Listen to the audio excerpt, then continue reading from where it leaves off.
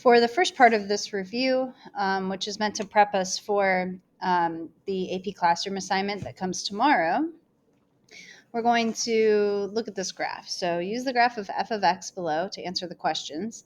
Note that the point A, f of A, that point right there, is a point of inflection. And we should remind ourselves what that means. That's where the graph changes concavity. We can see the curvature changes, concave up to concave down. It's also where the rate of changes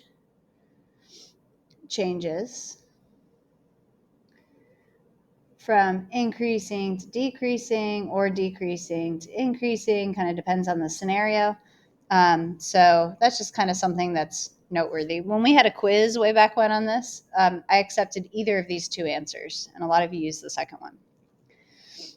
Okay, describe the intervals on which f of x is increasing. So when are the y values going up and when are the y values going down? So the first part of this graph is decreasing. So I'm going to start with increasing here. The middle section is increasing and the last part is decreasing. So we're increasing on the interval -4/3 to 2. Don't separate at the point of inflection or anything like that. This is increasing the entire time. And the graph is decreasing on two sections. So starting far left, remember I'm giving x values. Intervals are always x values. So starting at -infinity until I hit -4/3. And then the other decreasing portion is anytime after 2. We use parentheses because these turning points aren't considered to be decreasing or increasing. They are points where that changes over. Use limit notation. This is something some of you needed to practice. Use limit notation to describe the end behavior of the graph. So if I just mark it off on the graph, to the left, the graph is headed to infinity. To the right, the graph is headed to -infinity. How do we do that formally with limit notation? So make sure that you have this exactly as I write it, because some of you sort of made up your own version of this on the quiz, and depending on how far off it was, you might have lost points. So if I want to talk about the far left behavior, that's saying as x approaches -infinity on the x-axis, so the limit as x approaches -infinity, that goes underneath the limit of f of x, so f of x just goes next to the limit. What is that equal to? It's equal to where the y value is headed. They're headed to infinity. So this is the same as saying the left-hand behavior, the graph is going up. And the right-hand behavior is the limit as x approaches +infinity of f of x. That's equal to -infinity. We're saying as x goes to infinity, f of x goes to -infinity. Now, same thing but in words, because we'll see both in our AP Classroom. Circle the correct word to describe the end behavior on each side. So as x increases without bound, we've seen this a few times before, and some of you asked me what that means. That's the same as saying as x approaches +infinity, because we're saying x increases without bound. F of x increases or decreases. So we just said f of x is going to -infinity on the right side. So f of x decreases without bound. Again, that just means f of x approaches -infinity. As x decreases without bound, so that means as x approaches -infinity, what's f of x doing? So as we trace x on the left, the graph is going up. So f of x is increasing on that interval without bound. Again, that just means f of x approaches infinity. Without bound just means infinity. That means there are no boundaries. There's no stopping point. Identify the intervals on which f of x is concave up or concave down. So can't be both. It's got to be one or the other. And remember, concave up is the one that looks like this. It's like a kind of a smile. Concave down is the frown. So concave up is everything to the left of this point of intersection. The x coordinate there is A. So I'm going to say concave up from negative infinity all the way up to point A, and then concave down from A to positive infinity. Concave down looks like a frown, concave up is the other one. On which intervals of f of x are the rates of change increasing? Rates of change, remember, rates of change are slopes. Don't overthink this one, though. On which intervals are the rates of change decreasing? Don't overthink this. Don't actually, unless you really want to look at it, don't get into sketching slopes and all of that. We should have memorized that rates of change are increasing when f of x is concave up. Now you can confirm that by sketching little slopes here. These slopes are increasing. They're going from super negative to 0. Those numbers are increasing, and then they're getting positive. Those numbers are increasing. So it's true, but you don't have to think about it. We should have this memorized by now. When the rate of change is increasing, it's because f of x is concave up. So what interval does that happen on? Same answer as before. Concave up was negative infinity to a. This is basically just another way for me to ask about concavity. So then the rates of change, I'm writing this out just so you have something to look at instead of just giving the answers here. The rates of change are decreasing when f of x is concave down. The other reason I'm writing this out is because you'll have to do this for calculus next year. It's how you justify stuff. Concave down was a to infinity. On which intervals are the rates of change positive? On which intervals are the rates of change negative? So remember, rates of change, again, are slopes. So you could sketch this, or you also could have, get some of this off of here, you could also have memorized that anytime the graph is increasing, you're going to have positive slopes, right? This section, if you sketch little slopes, little average rates of change, they're all positive. So I'm going to make a note of that. The rates of change are positive when f of x is increasing. You don't have to justify it according to these problems, but again, I'm kind of prepping you for calculus because you're going to have to write stuff like this a lot, and it's a nice short little explanation, but it's worth a lot of points. Okay, so f of x was increasing, we said, question 1, from negative 4/3 to 2. And so then rates of change are negative when f of x is decreasing. There were two sections where f of x was decreasing. So go back to question 1. That was negative infinity to negative 4/3 and 2 to infinity. Let's just take a look to verify. So are these slopes negative if I sketch them in on this interval? Yes. And on the other interval, yeah. All those little slopes, if you were to find little rates of change between 2 points, they're all negative. Okay, it's a really important, questions 5 and 6, super important calculus connection there. You'll see it a lot next year.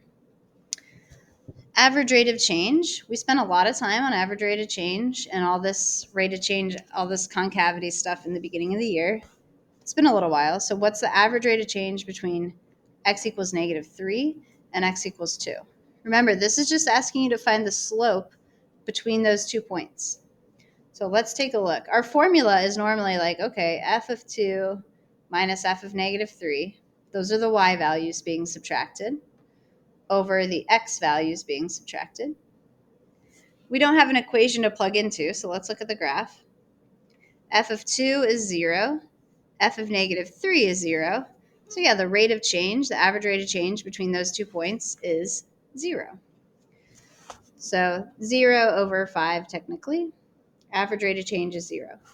On this one, you don't have to show me the formula. You are just finding the slope from the graph, but that is the formula if you have to actually plug into an equation. Write a possible equation for f of x in factored form. So I have a possible equation because we don't know anything about the y-intercept to like force it to have a certain coefficient. But we can write an equation based on end behavior and the zeros. So start with the zeros. Make it an equation, first of all, f of x equals. So we have zeros of -3 and +2. So one of the factors is x plus 3, and another factor is x minus 2. We need to think about multiplicity.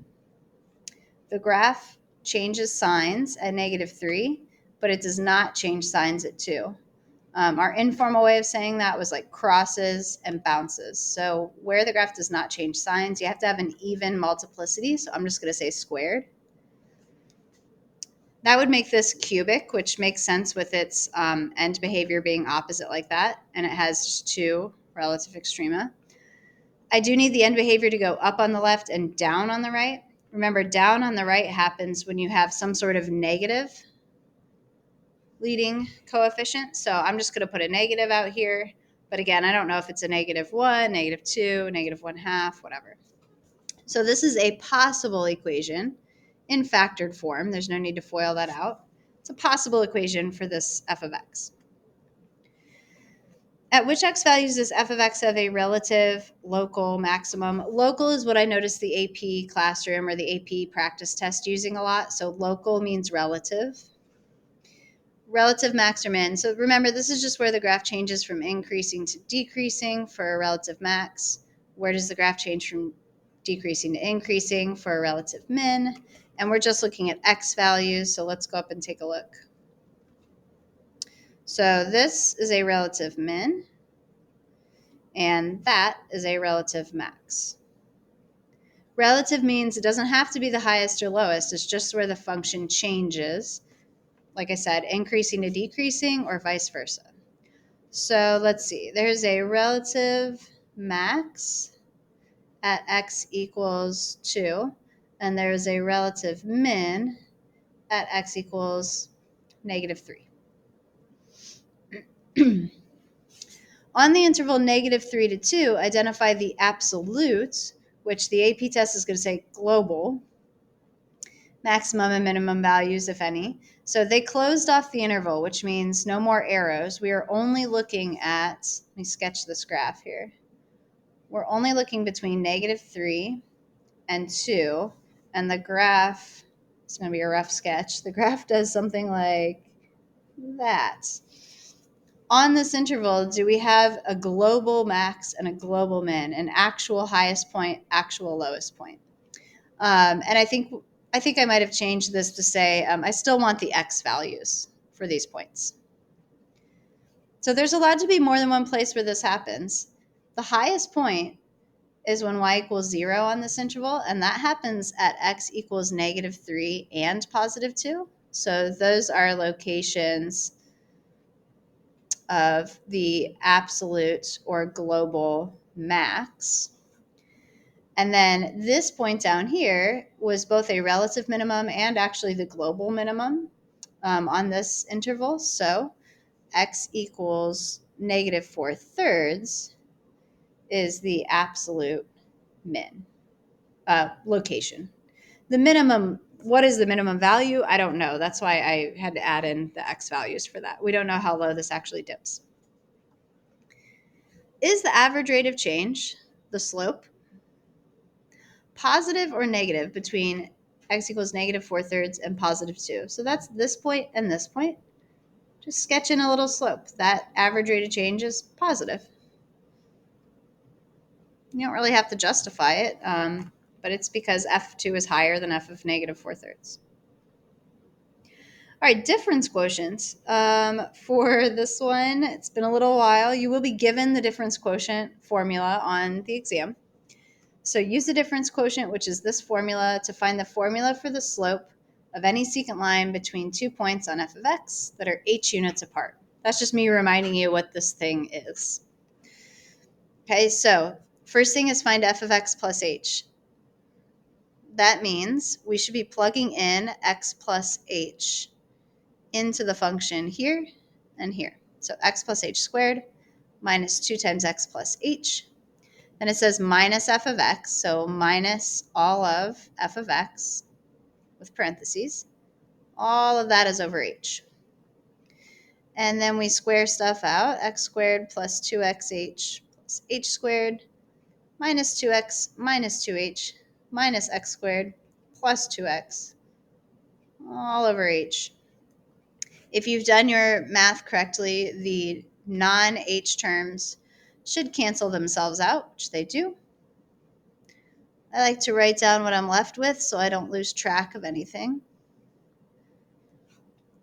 Now we're allowed to divide every term by h. You can also think of that as factor an h out. I don't always show that step, but that is what we're doing. You can factor an h out of the top, and then those h's cancel. So the formula for the slope of the secant line between any 2 points on this function is 2x plus h minus 2. H is the distance. X is one of the x values. H is the distance that the other x value is from it. Now, if x is nonlinear, then we have to go through all of this. If x is linear, which this is, it's just sort of in a setup we're not used to seeing, then you don't have to show me any work because the formula for the slope between any 2 points on a linear function is just the slope of the linear function. So this is linear. You might be used to seeing it broken up like this. Split that 10 into, divide each term by 10. So what is the slope? The slope is the number that is being multiplied by x. I'm going to reduce it. You do need to reduce. 4/10 is 2/5. So the slope, m secant, the slope is negative 2/5.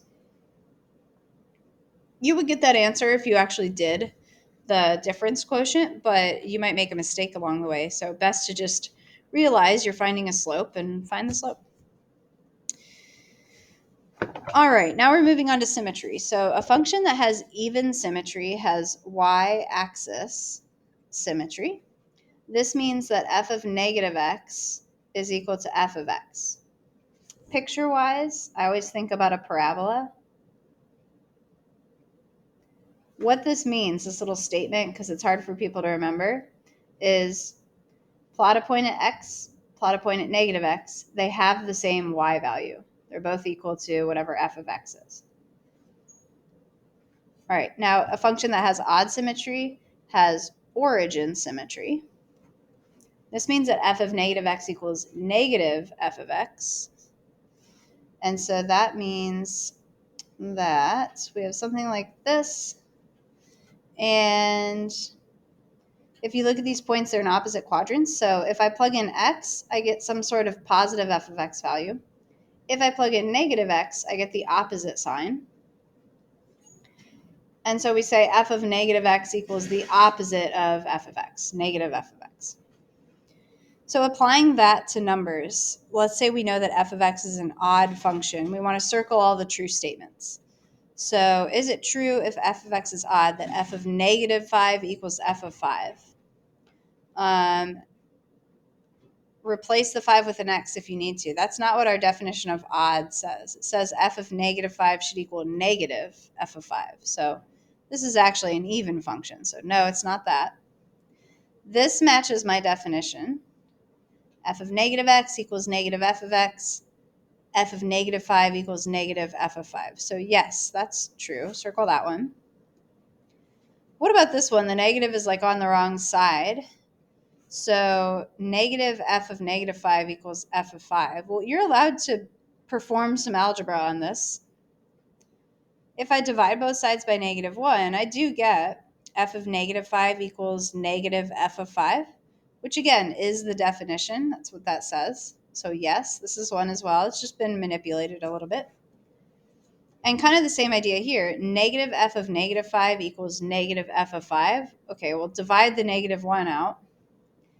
And that goes back to the first statement. F of negative 5 equals f of 5. That's not what an odd function is. That's even again. Okay, so it's not the first, not the last. The middle two are correct. Find all the zeros of the function without actually graphing what is the highest number of relative extrema. So what's the highest number of max and minimums you could have? We know that x to the fourth, I mean, without specifically graphing this, but x to the fourth can either look like a W shape or M, however you want to look at it, or sometimes it just kind of looks like a weird parabola-ish shape. So if you look at this, that's 1, 2, 3 relative extrema. 1, 2, 3, maybe just 1. So what's the highest number? The rule here for relative extrema, the rule is that you can have at most the degree minus 1 relative extrema. We have that in our notes somewhere kind of buried deep. So because this is degree 4, we can have at most 3 relative extrema. I don't know if it's 2 relative maxes and 1 relative min or the other way, but without actually graphing it, I know there's at most 3. There could be 1 or something else. To find the zeros, which are not the relative extrema, the zeros are just where this thing is equal to 0, we should start factoring and factor completely.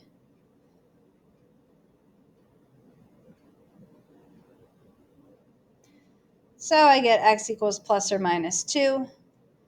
Now I can say those are multiplicity of 2, so the graph does balance. I could graph this, but I'm not going to. Now for this last section, write the linear factorization of each function. So remember, this is the one where we take things that we wouldn't factor on a speed quiz, and we do take them further. You want them to get down to x for every single factor. You can't have an x squared or an x to the third left over. So x squared plus 25, that factors into x plus 5i and x minus 5i. If you're not sure on that, you can find the zeros for these, right? So I can solve for the zeros like this, and then I can write them as factors. If you're going to do it that way, just make sure that you pay attention. If there's a number in front of x squared, you've got to make sure you put that number in here. So for this next one, g of x, I can factor a difference of squares. 9x squared plus 1, 9x squared minus 1. 9x squared minus 1 is 3x plus 1, 3x minus 1. Use that same pattern here. Instead of 9x squared, or instead of 3x plus 1, 3x minus 1, it's going to be 3x plus I, 3x minus I. Because it's 9x squared plus 1. Or again, you could set that equal to 0 and solve, but just make sure that your terms are going to multiply back to 81 x to the fourth. For this one, x squared minus 7. So treat it like a difference of squares, but you'll just be taking the square root of 7. So x plus radical 7, x minus radical 7. Number 19 is kind of like this part here. This is a difference of squares again, but it's 2x plus I, 2x minus I. And this starts factoring like a trinomial, x squared plus 4, x squared plus 4. Each of those can be a difference of squares if you make it x plus 2i, x minus 2i. And you could write it as x plus 2i squared, x minus 2i squared. You just can't have the squared on the x right there.